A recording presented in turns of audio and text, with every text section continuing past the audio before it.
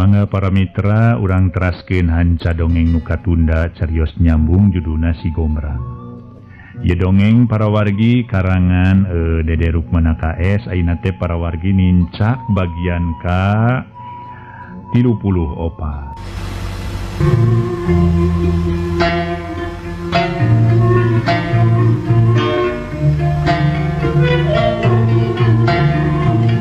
Para wargi kaum dangu mangga dongeng urang teraskeun atuh mangjaya sapara kanca ngahaturkeun nuhun.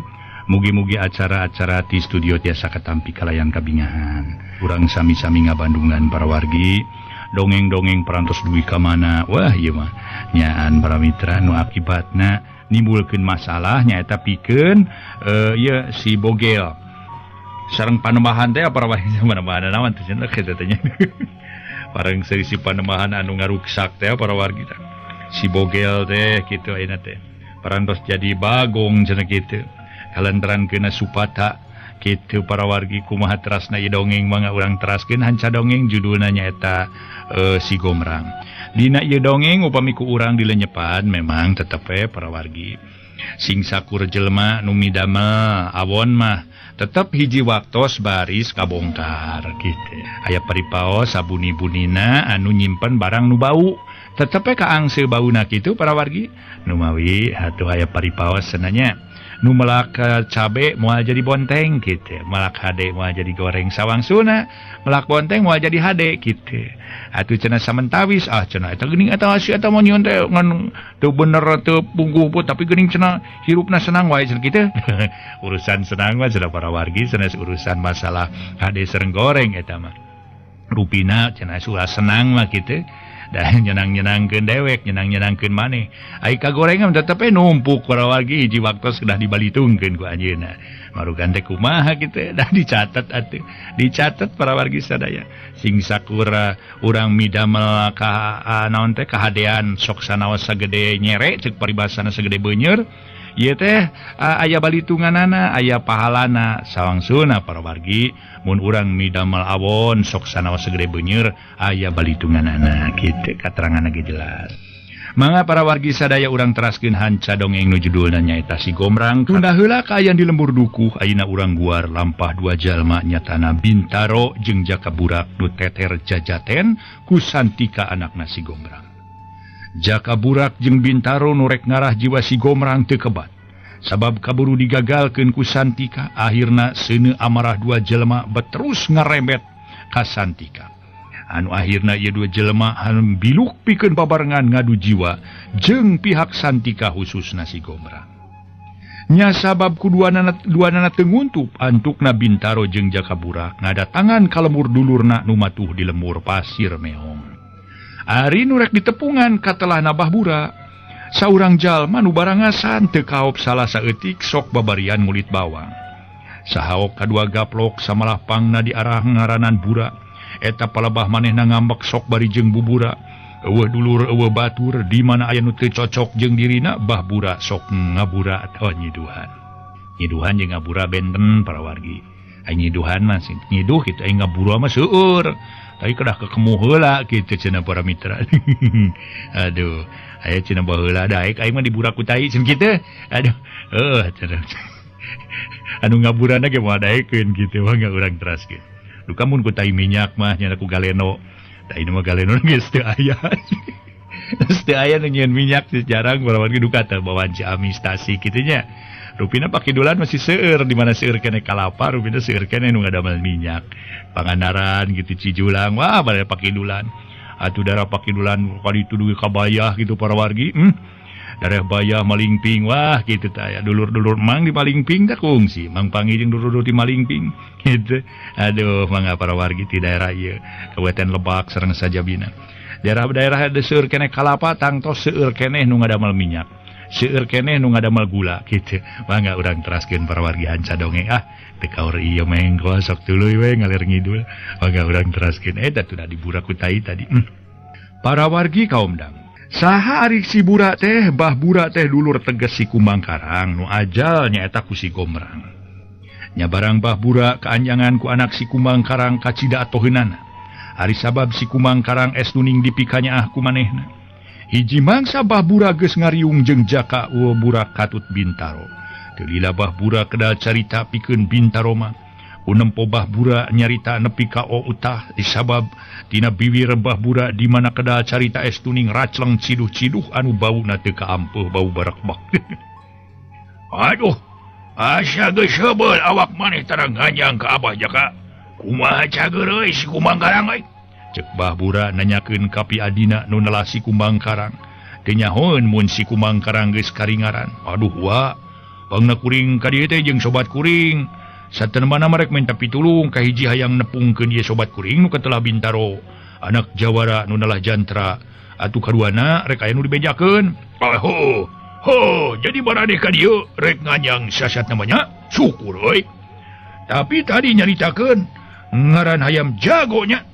Cing atuh ngeunalkeun jeung Abah, Bahbura katelahna ieu. Cek Bahbura bari ngasongkeun leungeun ka Bintaro. Bintaro najan irung teu kuat ngambeu bau meledosna nu kaluar tina bibirna Bahbura, kapaksa bau-bau ge narima kana leungeun Bahbura. Kituna setengah nu bebekis angot we Bintaro. Teu ngeunah ku ayeuna Bahbura nyebut hayam jago. Ari jaka Burak surti sobatna bangkenu pok neruskeun caritana. Bah mugi ulah salah ieu dangu bah. Ari kitu kumaha? Sobat kuring teh lain hayam jago tapi katelah teh Bintaro. Bintaro anak tunggal Ki Jantra. Oh, Bintaro anak tunggal Jalabria. Syukur. Cek Bahbura geus salah deui. Jantra. Abah masuk toreknya lain Jalabria. Jantra jawara kaot. Oh, Jantra. Syukur hampura euy. Rumasa abah masuk salah ucap, salah tinggi. Malu madu. Atuh aya naon euy kapentingan ilaing deui ka dieu teh. Pang-pangna iling datang teh. Mata kieu bah, cek jaka Burak bari barabat nyaritakeun hal-hal ngeunaan nu jadi bapana nu ajal ku si Gombrang. Samalah ajal Ki Jantra sarua ku si Gombrang keneh. Nyaku sabab manehna teu kuat kapaksa menta bantu ka Bahbura sugan daek mantuan. Tamat cacarita pok jaka Burak mungkas obrolan. Tah kitu bah. Jadi bapak kuring nu nelasi Kumbang Karang jago Gunung Jongrang geus karingaran dari pateni ku singaran si Gombrang. Samalah nu leuwih nyerina mah bae eta we si Gombrang nangtang-nangtang ka jawara-jawara di nu tara kaluar cenah teh. Kuring apa jeung nyaho jawara nu tara kaluar teh iwati Abah. Cek jaka Burak pisa-pisan nyunutan hate uana. Sangkan hate uana harita ceh para mitra ngabela-bela hurung. Napsuna siga nu ngagedur. Sina ngagedur sangkan manehna malik ngewa ka si Gombrang. Puguh eukeur mah eukeur jelema barangasan babarian katurug-turug kapi adina kabejakeun geus pae. Ditambah ku nyebutkeun jawara kaluar atuh mudig-dig nabsu Bahbura harita. Setan alasya, bangsat. Nu balikna bener ha? Si Kumbang Karang pae ku si Gombrang? Setan sia. Eta ku teu ngeunahna teh nyebutkeun jawara tara kaluar. Anak kitu mah manehna teh apaleun ka abahnya.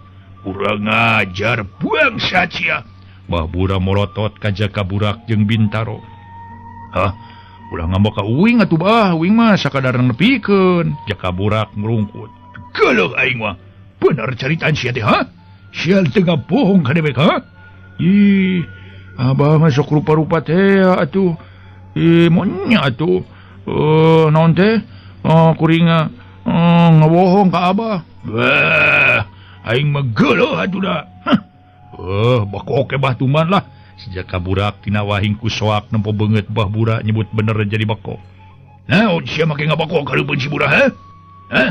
Ih, henteu bah maksudnya kuring teh nyebut bakok, bakok itu si Gombrang dibakok ku Abah. Sakali ngebakok ke moal teu aduh leneng meureun. Wah, balik sia ngobrol deh. Emang aing si Semar sia pedul deh. Balik ngobrol jeung si Burak mah deuleu. Tong boro jalma cek ilaran dewa nu aya di alam pawayangan nu ngacidog dina kotak moal sapira tanagana dibeleum ku Abah makabe. Tuman sina teurak pikeun ngasakeun kejo malah urang ululuh suluh deureu. Cek Burak Bintaro jeung jaka Burak siliraret duanana teu bisa cacarita. Teu lila Bahbura nuluykeun deui caritana. Samalah penting kamari Abah geus neungeul hiji dalang euy. Usabab manehna teu bisa nerangkeun teu bisa merangkeun wayangna moanya si Cepot Gelut jeung Asrajinga jeung deui si Gatot Kaca beti elehkeun ku Citrayuda. Pajelas Gatot Kaca satria gagal Citrayuda pirage kai bet eleh. Tengena abah mata si Gatut Kaca elek ku Citra Yuda. Nu matak dalang na diobrot ku abah marita. Cek si Burak reng hapranyu.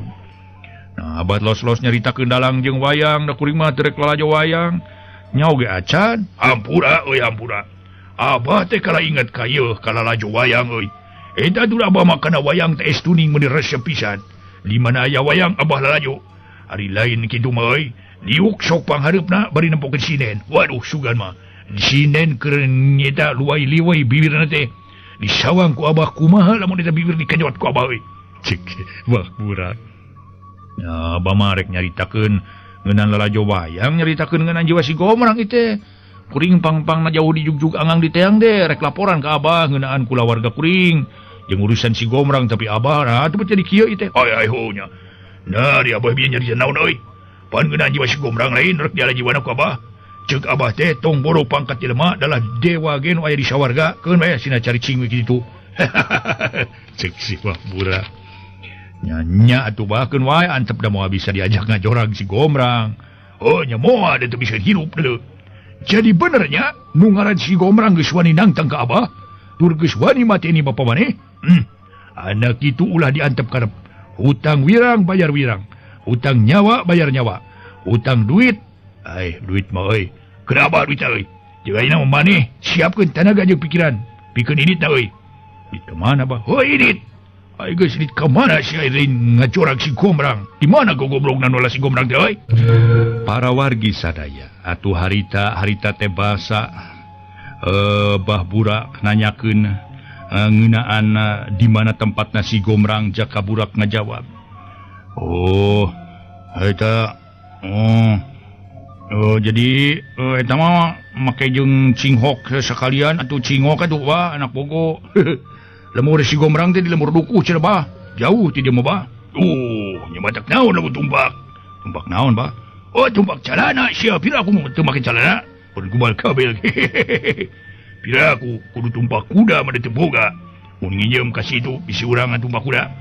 Tah tuh mun aya mah tuh nu boga kuda nginjem ya tuh bah ngarah teu capek teuing urang tiluan nginjem ka saha bah? Oh nginjem ka tetangga paneh lain bogeun kuda. Keun bae kuda bikang ge. Iya besok aya wae. Ira atuh pikeun ngajorang ka si Gomrang. Poe isuk hade euy. Samalah penting ieu asana teh halanganana. Keun penting ge ayeuna mah pikeun urang ngajorang ka si Gomrang. Kitu ceuk Bah Burak mastikeun yen penting eta rek miang. Pikeun ngajugjug ka lemur dukuh geusan ngalajiwana si Gomrang.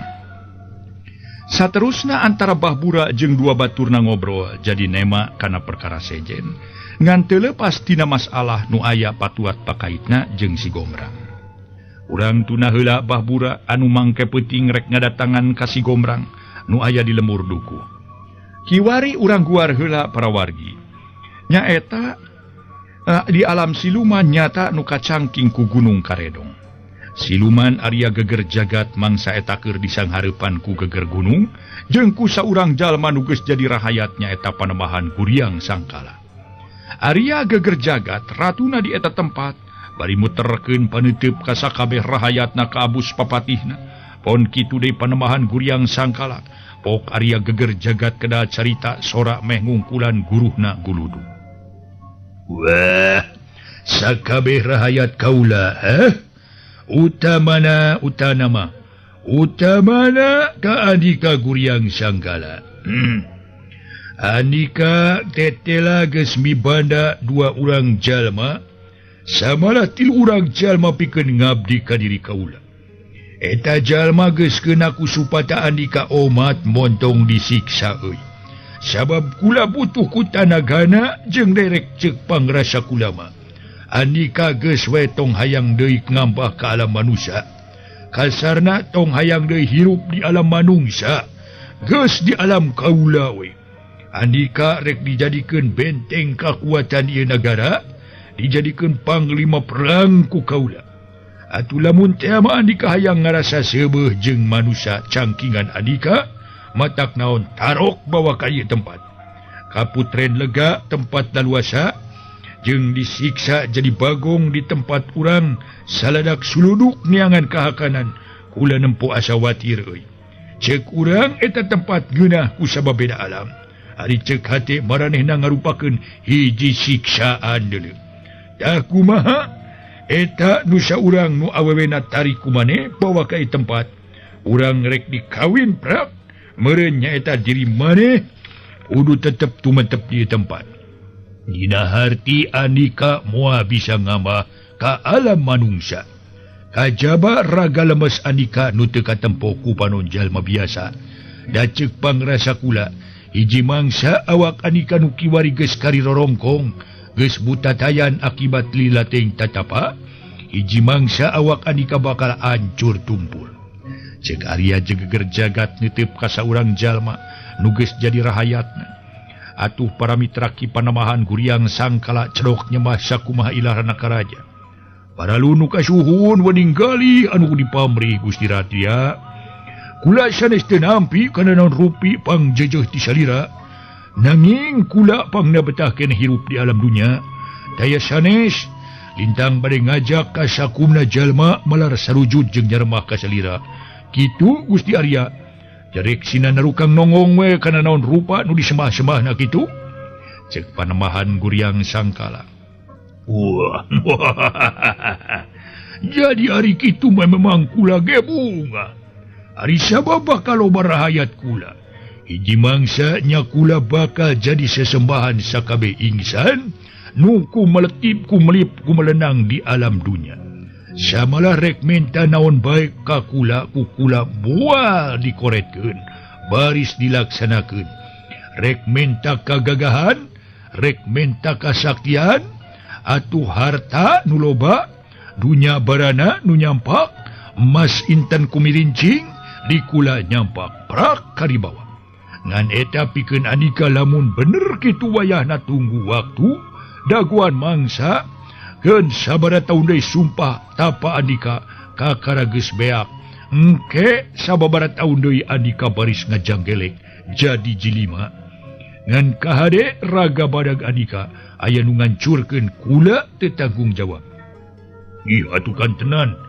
Kangjeng Arya tangtos ku kula eta jasad kula baris dijaga samalah pikeun ngajaga eta jasad kula nyata saurang jalma nu geus geuna supata kula baris sinanungguan raga kasar kula wah rek saha nu dipeto sinanungguan jagat adia jasad Andika sabot Andika keur miang ka alam manusia kaya deui kaula nun iwan nu geulis sari puspa sabab lamun sari puspa kudu sinaliar karunya leuwih hade sinanungguan raga kula tina ancaman jalma nu niat jahat ka kula sedengkeun eta bagong nu dua ku kula rek diparentah malar daek ngaruksak pepelakan urang lemur pelak pare pelak sampe pelak nanahaun we rupa-rupa nu dipelak diruksak pokona mah nu aya di alam manusia kudu diruksak tang tunage kula moal marentah kitu bae ari sabab eta bagong rek dibere ajian kekuatan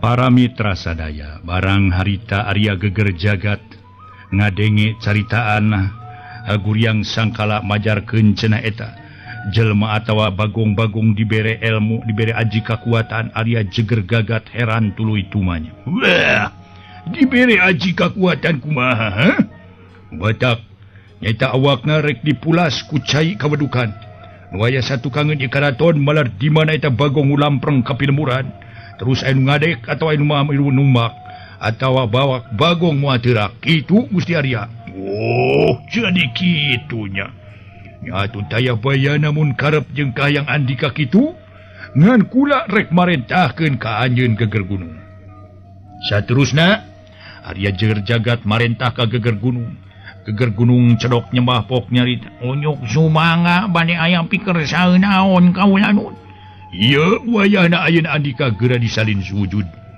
geura ngambah ka alam manusia jaga hiji bagong nu keur ngajaga jasad ki panemahan Guriang Sangkala jadi Andika wayahna kudu jadi aki-aki purah tunggu atuh daya bayana unyuk sumangga ayeuna keneh abdi sejak kapakarangan ieu karaton kaula nun bra muga salamet saterusna geger gunung miang ti hareupeun Arya geger jagat maksud rek ngajirim jadi aki-aki dasar siluman gagah sakti bisa mancala putra mancala putri sakolepat jirim geus aya di ponclot gunung karedong jirim geger gunung kiwari geus sengaja ngelek jadi jalma kolot.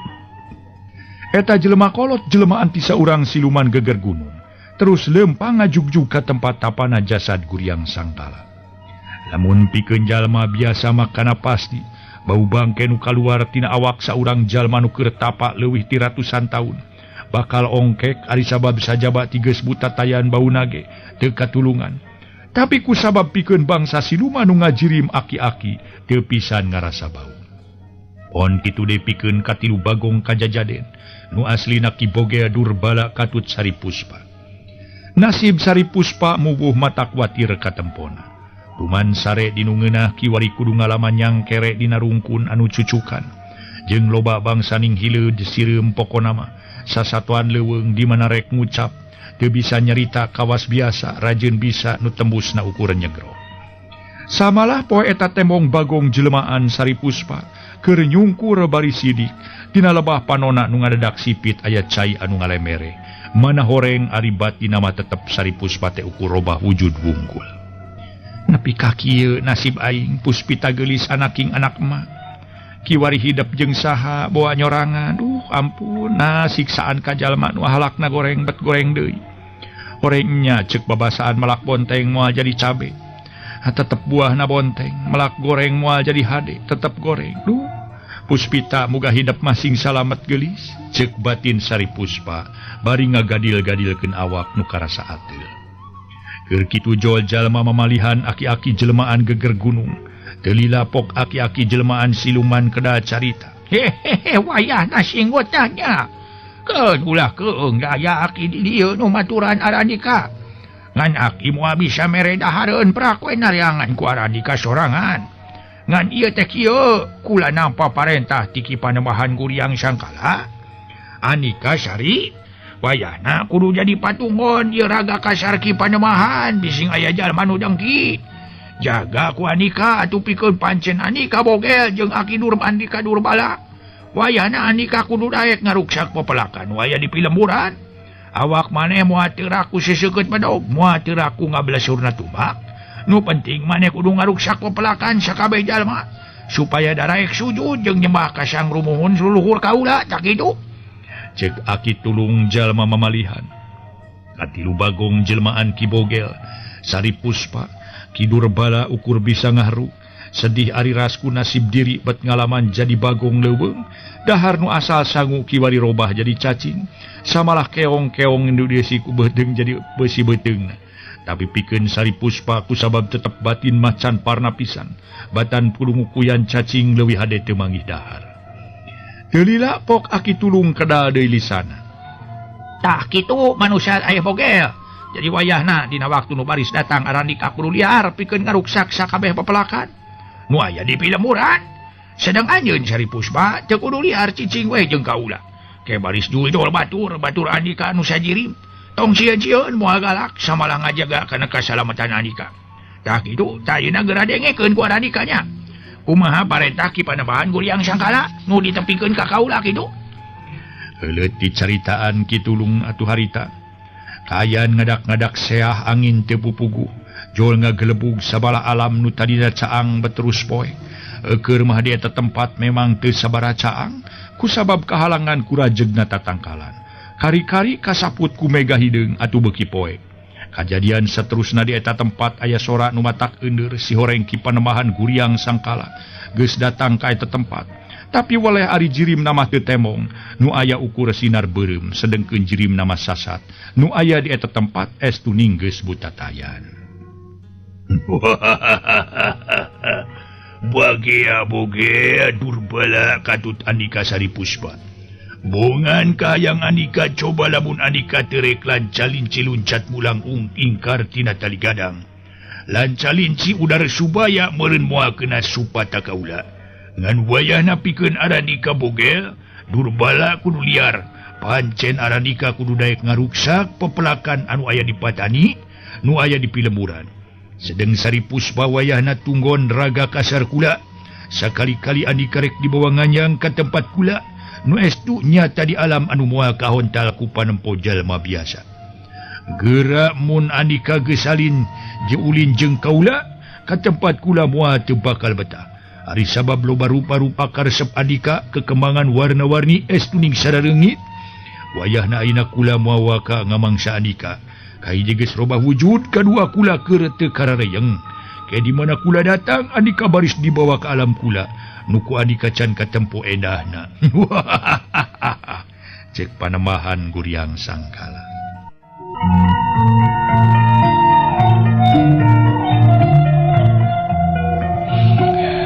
Para mitra kaum dangu, sedengkeun caritaan Guryang Sangkala nu kabandungan ku celina jeung batin si bogel matak nyentug jeung teungeuna samalah ku hayang-hayangna nyuara tarik nepi ka sasegerok munceuk basa mah kieu.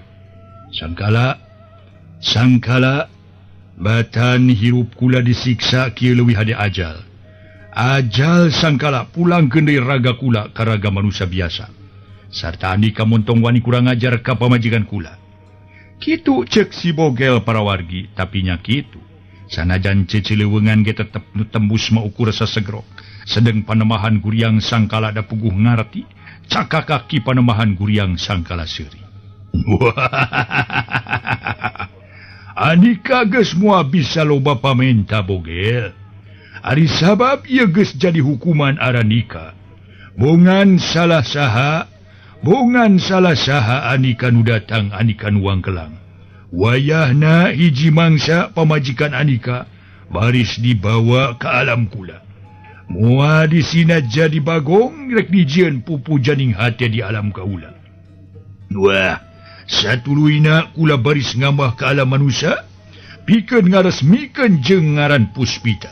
Tapi nyaita nunggu waktu nulilana sababaraha taun kula tapa. Nu geus jadi sumpah kula tapa hayang balik deui ka jadi manusia meakeun waktu anu geus ditangtukeun. Anu geus kaliwat jadi aya waktu keneh pikeun kula tatapa. Kula kari ngadago waktu sakedeung deui pikeun ngajanggelek jadi jalma biasa. Sakitu heula geura prak laksanakeun pancen ti kula.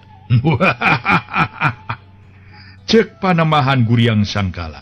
Saterusna ngiles tina pangdengena ceuli katilu bagong. Sari Puspa estuning geus teu bisa kumaha gawena ukur ceurik. Saleuheung mun ceurik ilaharna kawas jelema, ieu mah ukur sugrak segrok jiga bagong. Cara kailharan bagong. Tak kitu geuning caritaan Ki Panembahan Guryang Sangkala teh.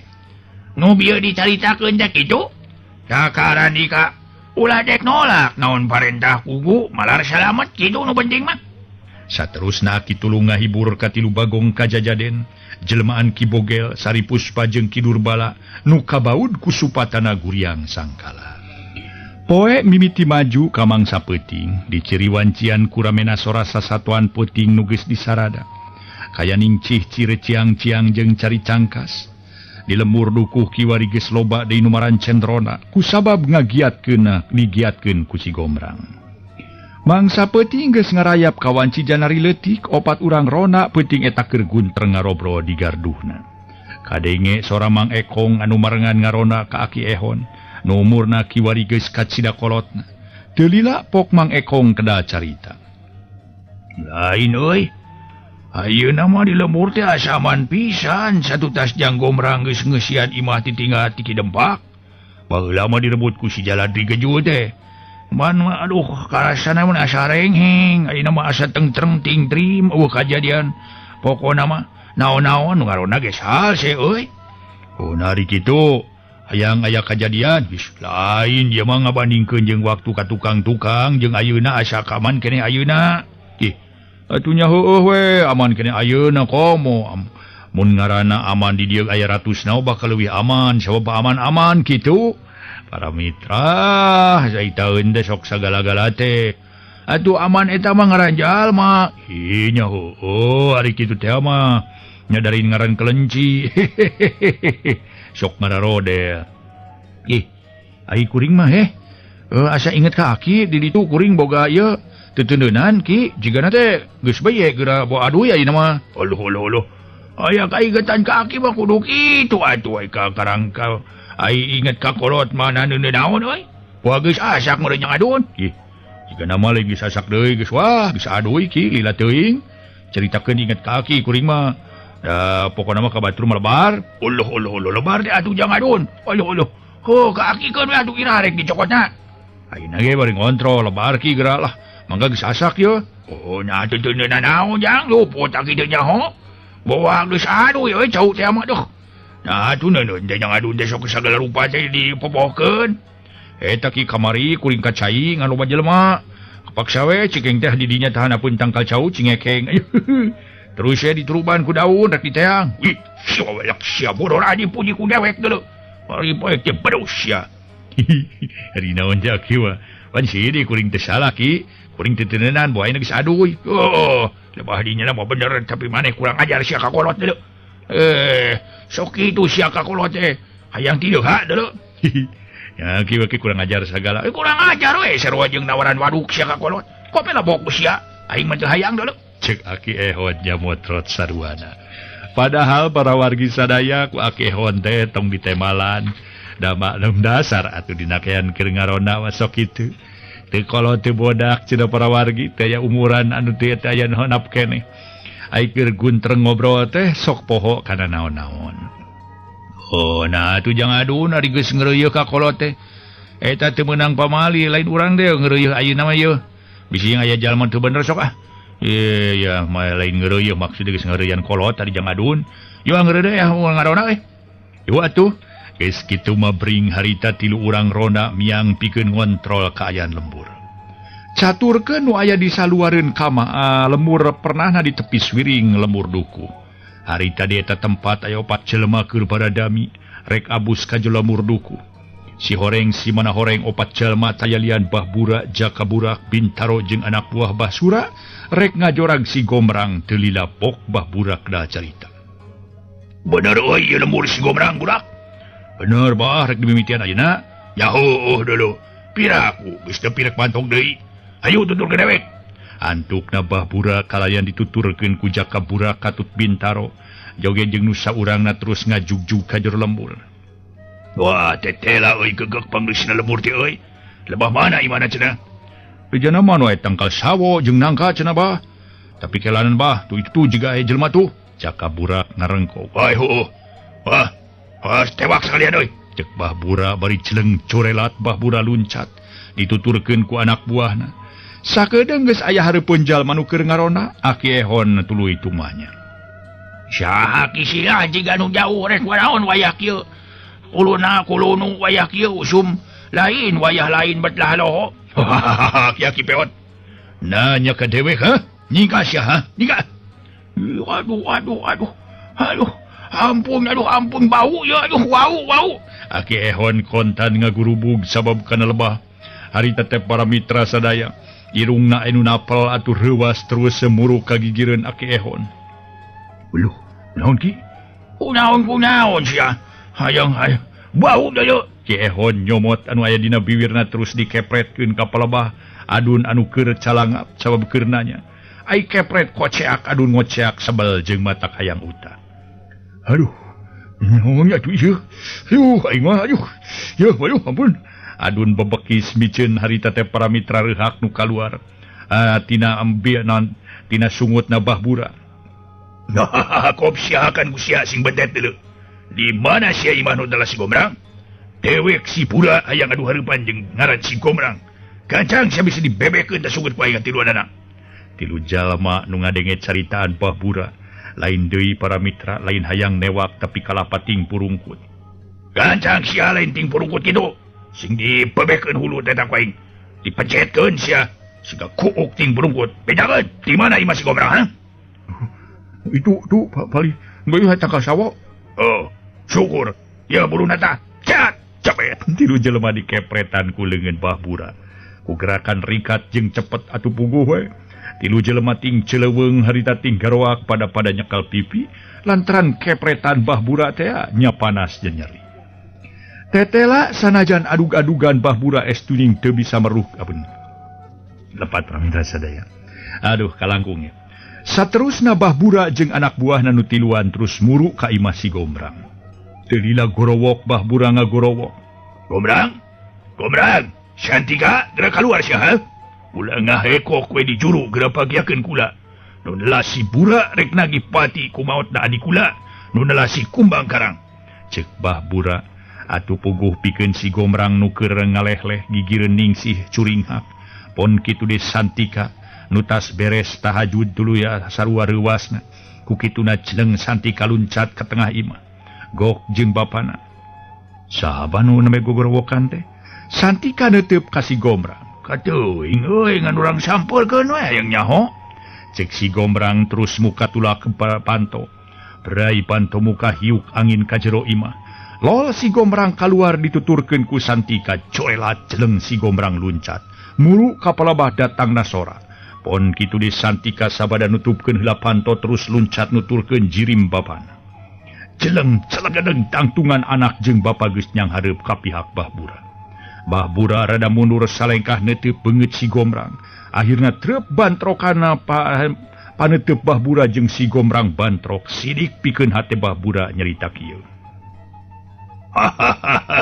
tetela nu ngaran si Gombrang lain beja sidik karasa ku jiwa aing keteran paneuteuk ampuh pikeun meruhkeun hate aing tapi aing lain ge si bura deuleu kitu cek hate Bahbura nu teu lilapok kedah carita di barungkut siduhan teu meni racleng Gombrang andika ulah reuas-reuas pangda kula datang tengah peuting ka lembur si laing deuleu ari sabab kula kalaporan ku anak adik kula nu nelasi jaka budak alo kula yen cenah andika geus mateni adik kula si kumbang karang na bener jawab sia si kumbang karang lain paeh ku uing atuh kisilah tapi meureun we ku kalakuan sorangan sawaktu manehna ngagarong ka imah Gan Yahya di Tegalmanya uing mah teu rumah samaehan ngan harita uing bantrok kakuatan jeung manehanana manehna katiban jurus tapak geni sakti jadi meureun ya awakna teu kuateun kitu setan sia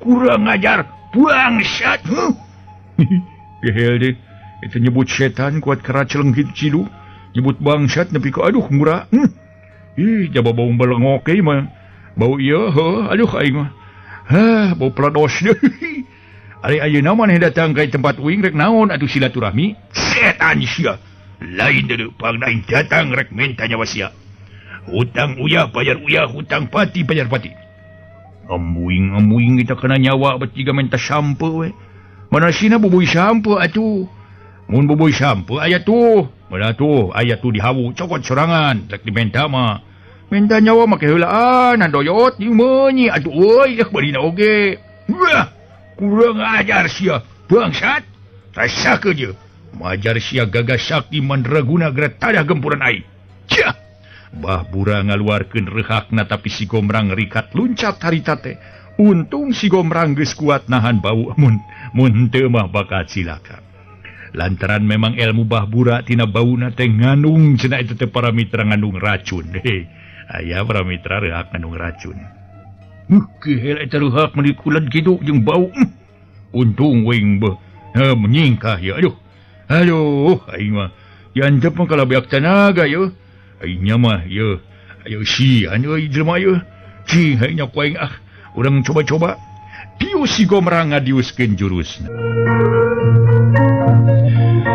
para mitra anu mulia harita para wargi sadaya atuh Bahbura memang nyerang ka si Bogel tapi si Bogel ge si Gombrang estuning jelema anu memang luhur ilmuna urusana diserangku Bahbura model kitu manehna dina kaayaan tenang bari carincing pageuh kancing saringset pageuh ikan tetela najan adug-adugan Bahbura estuning teu bisa meruhkeun ka si Gombrang lantaran dina ilmu panemuna masih jauh sababaraha tahap samalah dina kasempatan nu hade si Gombrang mampu ngabuskeun opat runtuyan tenggelan dina jurus sodok paku cia cebrod keduk iga jeung dada sirah Bahbura beunang ku tenggelan si Gombrang anu geus manjing sampurna luar biasa para mitra serangan si Gombrang sedengkeun harita teh para mitra leungeun anu katuhu nganeungeul kana beungeut sedengkeun suku kana dada atuh hiji deui para wargi leungeun kenca meunang nyerang kana iga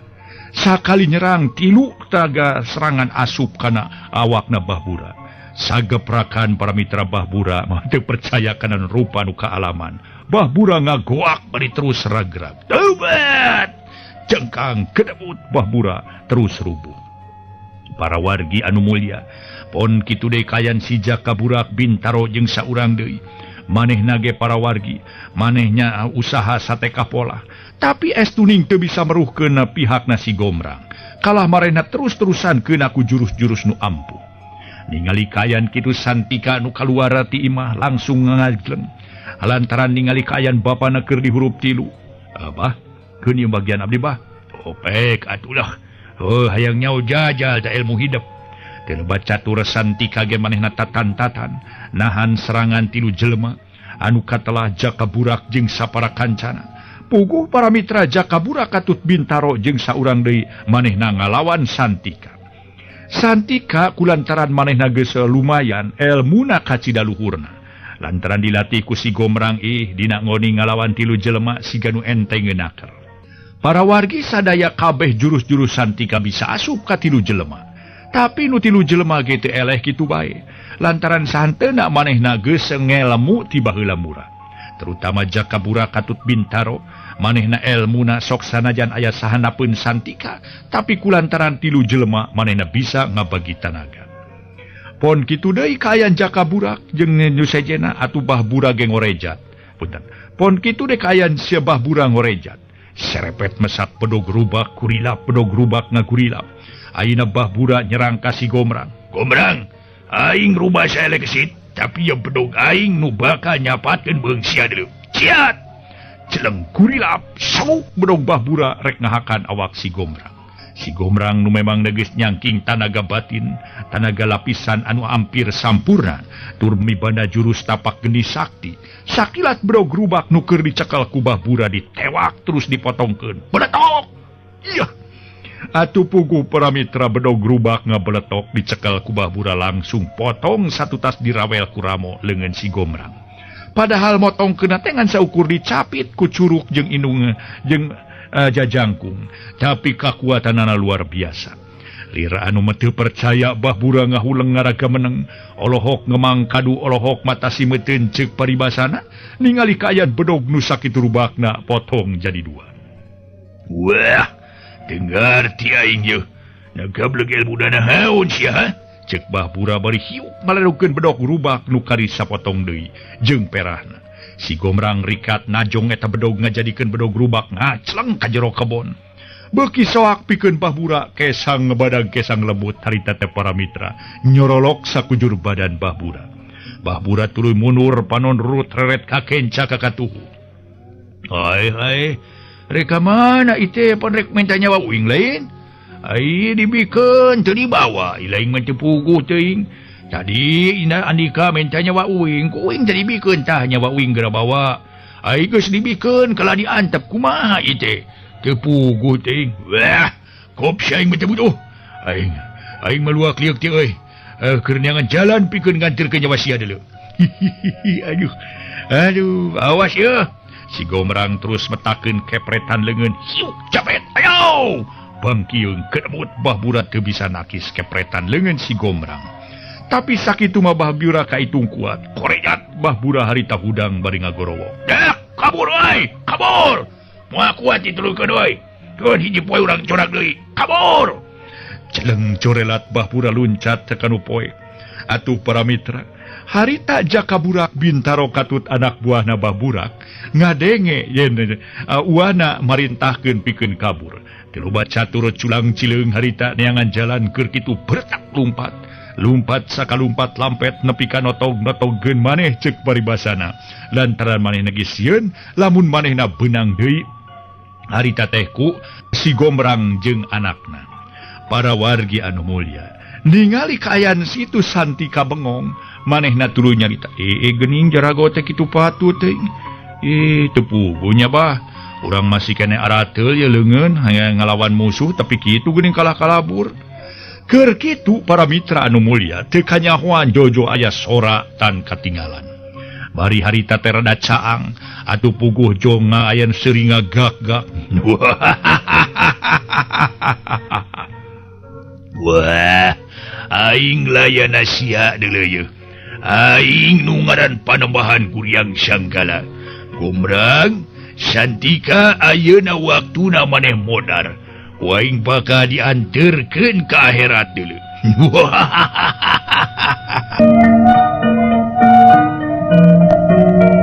Para mitra anu mulia, nu sami-sami ngabandungan ieu dongeng, saha anu datang teh si horeng teh Panembahan Guryang Sangkala.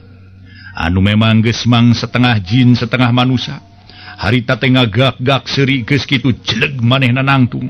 Ngan awakna aneh, disiput atawa dilapis ku warna beureum. Ku memang sinar-sinar warna beureum. Harita keneh tuluy Panembahan Guryang Sangkala bari geus bisa nangtung ayeuna tuluy nyarita. Memang si burak sing jisiu jaka burak si burak jeung si para kancana, ha? Lain lawaneun Andika sia Gombrang. Santika aing lawaneun Andika. Tapi lamun dibandingkeun ilmu aing leuwih luhur badan lemu Andika. Geras rabongkokan sia, geras serenkeun siningsih ka kaula. Para mitra anu mulia, atuh geus kitu teh Panembahan Guryang Sangkala tiluba catur manehna ngadorongkeun leungeunna ka hareup. Awak nu disaput ku warna beureum aneh luar biasa. Harita kaluar sinar beureum anu tuluy nyerang ka si Gombrang jeung Santika.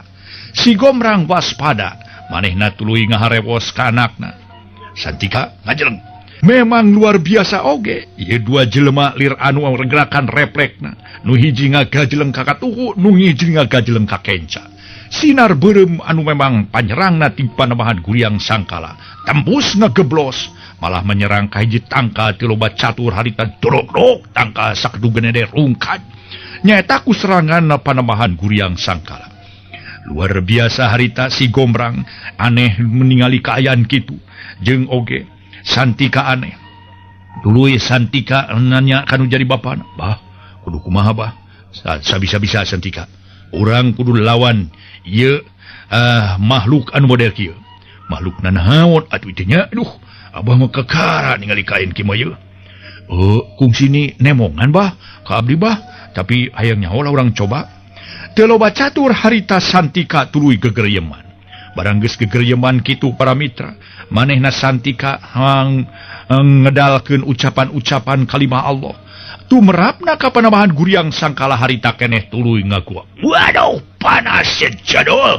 Tapi aing masih kene kuat ngalawanan deuleu. Aing maneh setengah manusia setengah jin. Aing kuat sok sanajan panas. Sok tuluykeun sia maca jang-jangok kana naon ku aing moal purung di tanah. Kitu Panembahan Guryang Sangkala.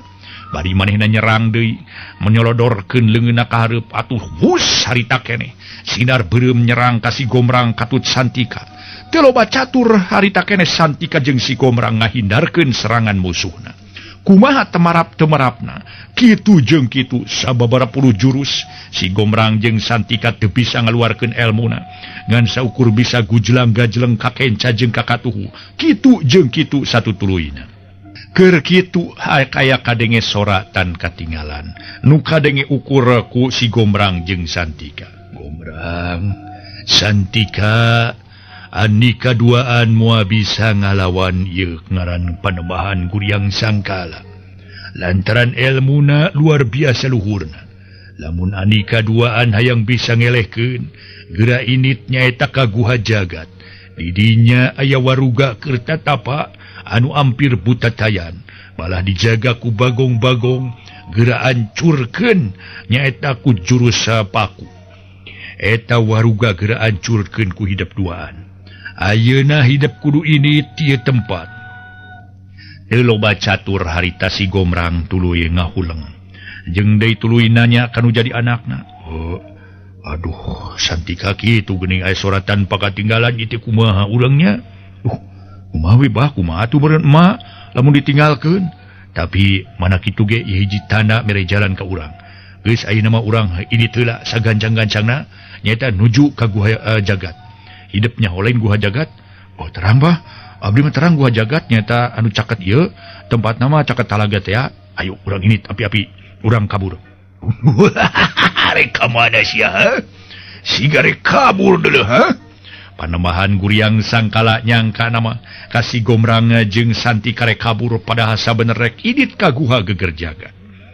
Kumaha tumerapna harita ningali si Gomrang jeung Santi ka idit atuh panembahan Guriang sangkala semunu bunga. Aing bakal ngagulang gaper sining si pamajikan si Gomrang. Sanajan geus kolot tapi pengker kene. Langsung harita panembahan Guriang sangkala asu. Ningali kayan kitu ningsih reuas luar biasa. Saha anika? Wah, moncong nanya. Kaula nu bakal nyugemakeun anjeun ningsih. Heulana najis teh aing mah. Harita perjuangan pikeun ningsih merangan panembahan Guriang sangkala. Aneh luar biasa para wargi sok sanajan panembahan Guriang sangkala ngaluarkeun elmuna tapi teu nerap ka ningsih mah. Padahal awewe sejen mah di mana panembahan Guriang sangkala nerapkeun elmuna sok langsung sadar. Langsung sadrah malah malik bogoh tapi aneh ningsih kalah jejebris. Malah tuluy manehna lulumpatan teu beunang ditewak ku panembahan Guriang sangkala. Para mitra anu mulia, jauh teburung cunuk anggang teburung datang. Si Gomrang jeung Santika nu meunang ilapat yen kudu indit ka guha jagat. Ti loba catur pelesat manehna indit malah mas Santika ti heula dituturkeun ku si Gomrang. Harita para mitra sadaya atuh disebatkeun jauh teburung cunuk anggang teburung datang. Barang geus nepi ka guha jagat ti loba catur si Gomrang harita neangan hiji waruga nu keur tatapa. Barang rek asu pisan dua bagong nyerang ka manehna. Ti loba catur para mitra sakaligus si Gomrang ngaluarkeun elmu panemu jampe pamakena. Luar biasa, manehna ngetrukeun wawasan didinya si Gomrang ngaluarkeun elmuna aneh kayan eta tempat jadi panas luar biasa panasna. Keur kitu ti loba catur atuh jurus paku bumi dikaluarkeun nyerang ka waruga eta nu keur hampir butatayan teh. Bari jeunga terus si Gomrang nyerang. Puguh we tumrapna ka eta waruga nu aduh ya lancung saharita keneh diserang ku jurus pakur bumi jegur teh ngajelegur. Luar biasa anehna para wargi sadaya. Barang geus ngajelegur harita keneh ancur anu butatayan teh eueuh sesa-sesana acan. Malah tulang-tulangna burak-rakan ngacleng malah masa bagian aya nu kaduruk ku seuneu anu ngagebledug harita. Kanu sejena aneh luar biasa. Barang eta serangan diserangkeun ka eta tempat. Luar biasa para wargi sadaya. Eta atuh didinya aya kajadian nu aneh. Bagong-bagong anu tadi aya dua disampeurkeun ku hiji bagong. Salin jinis ngan hanjakal bagong geus karibanusan. Si horeng bagong kajajaden harita teh anu tinggal banusan teh nyaeta bagong anu jadi si bogel, jadi sari puspa jeung nu jadi mitohana. Kari layona ti loba catur atuh si Gomrang tuluy gogodeg. Ki adi nepi ka kieu na anjeun. Nuhun Gusti. Isim abdi parantos dipasihan pitulung pikeun nulungan ieu pun adi. Saha ieu teh bah? Ieu teh paman maneh bogel nyaeta. Ieu teh bapana Puspita jeung indungna Puspita. Aduh abah kumaha atuh? Nya wajib pikeun urang nulunganana ngan moal bisa ditulungan geus jadi layon hayu urang kuremkeun we bari urang bejaan Puspita.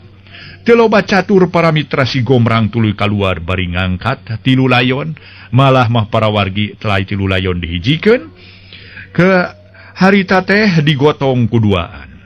Kumaha para wargi tumrapna ka panembahan Guriang sangkala. Barang tadi si Gomrang nyerangkeun seranganana ngaluarkeun elmu disebut jurus paku. Puguh anu nyerang ka waruga Guriang sangkala nu geus butatayan. Tumrapna ka Guriang sangkala anu harita kerek maksa mirusak ka nyiningsih. Aneh luar biasa. Barang keur kitu guak panembahan Guriang sangkala ngaguak ngecerit maratan langit ngoceak maratan jagat. Karasa aya nu aneh malah matuluy jojong hiber kaluhur siga nu kabawa angin. Beuki lila beuki mumul beuki leungit ngaguak beuki les teuing ka mana inditna eta Guriang sangkala. Da kitu memang supatana di area geger jagat. Memang para wargi lamun waruga anu aduy harita ancur aya nu nyerang panembahan Guriang sangkala bakal tuluy cicing jadi tameng dadana jadi usung esangna area geger jagat di nagri jin. Kitu para wargi sadaya. Deuh ieu dasar dongengnya. Para mitra geus kitu mah teu loba catur barang geus tepi, malah mah harita atuh santi kanangtung barina teu parita teh kana kaayaan, tilu jelema geus dikurebkeun. Tuluy si Gombrang nyarita, tah ayeuna mah geus kieu kajadianana, hidup kudu leuwih ayatna sabab nu maruncul jalma-jalma goreng hate teh. Sok ieu beuki loba, beuki kudu urang beuki getol ibadah tak kitu, ceuk si Gombrang saterusna tingkar blus asup ka jero. Bari hate jeung pikir teu weleh inget kana lampah nu cikeneh ka alam. Peuting para mitra sepi jempling ngan ukur di papaesan kudu jadi memang kitu geus aya, ku sora-sora geus jadi ciri kaayaan peuting. Si Gombrang harita para mitra sadaya sanggeus nyerang atawa memang geus nyegah kakuatan nu luar biasa. Malah mah capek luar biasa oge ningsih tumanya teu pisan diwaro. Pun kitu desantika satu tas ngalaman rebutan umur begala nyawa. Malah mah ngabejakeun ngeunaan kaayaan kitu. Ka Puspita teu loba catur para mitra manehna sare di tempatna. Puspita pon kitu keneh misah kamar. Malah mah para wargi si Gombrang sare tibra gigireun ningsih. Oge para wargi sadaya nu hiji waktu santika baris ngadahup nyaeta ka Puspita. Tamat dongengna para wargi karangan Dede Rukmana KS judulna si Gombrang. Ulah kirang-kirang nya ngahapunten dina kakirangan sareng kalapatanana Mang dugikeun ieu dongeng nu judulna si Gombrang dan Mang Jaya ngadugikeun di acara ka para wargi. Ulah kirang-kirang nya ngahapunten. Wilujeng kantun bae kasadayana mangga insyaallah urang tepang dina carios anu sanes. Permios.